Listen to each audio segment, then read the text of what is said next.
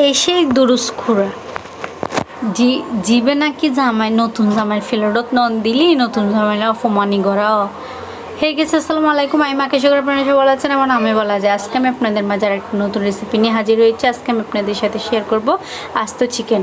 চলেন আজকে চিকেনটাকে আমি প্রথমে বাদাম বাটা দিয়ে দিলাম, তারপরে সরিষা বাটা, তারপরে দিয়ে দিলাম আপনার আদা বাটা, দিয়ে দিব আপনার রসুন বাটা, এটা 1.5 চামচ মতো করে দিচ্ছি। এরপরে দিয়ে দিল আপনার দারচিনি, এলাচ, লবঙ্গ, এগুলো সবগুলো বেটে নিয়েছি। তারপরে দিয়ে দিব আপনার জিরা বাটা, তারপরে দিয়ে দিব আপনার পেঁয়াজ, কাঁচামরিচ, ধনিয়া পাতা, টমেটো একসাথে সবগুলো বেটে নিয়েছি। আর অবশ্যই এখানে বাটা মশলা ইউজ করবেন। তারপরে দিয়ে দিলাম আপনার স্বাদ মতো লবণ, দিয়ে দিব আপনার মরিচের গুঁড়া, যত পরিমাণে জাল রাখতে চান অতটুকু পরিমাণে জাল দিয়ে দিব।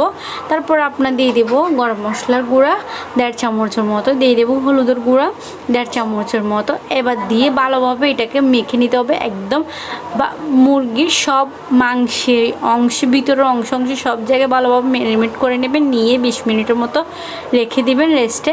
তারপর 20 মিনিট, আর আপনার যদি আধা ঘন্টাও রেখে দিতে পারেন তাহলে অনেক ভালো হবে। তারপর একটা হাঁড়িতে তেল গরম করে নেব। তেল গরম করে নেওয়ার পর এর মধ্যে আমি দিয়ে দিব পেঁয়াজ কুচি। পেঁয়াজগুলোকে একটু ব্রাউন করে একদম লাল লাল করে ভেজে কিছুটা আপনার তুলে রাখবো। আমি আস্ত চিকেনে ডেকোরেশন করার জন্য নিয়ে নেব তুলে।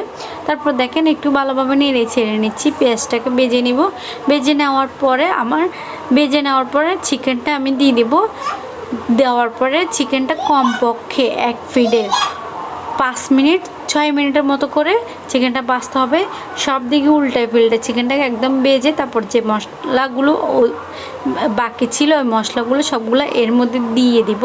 তারপরে দিয়ে পানি দিয়ে দিব। পানি দেওয়ার পর, আর এখানে পানি বেশি পরিমাণে দিতে হবে না, কারণ আপনার এটা হচ্ছে ব্রয়লার মুরগি বেশিক্ষণ সিদ্ধ করতে হয় না, কারণ অল্প 20 মিনিটের মতো, ধরেন 20 মিনিটের মধ্যে সিদ্ধ হয়ে যায়, তাই জন্য বেশি পরিমাণে সিদ্ধ করতে হয় না। এনি টেনশন করার কিছু নেই।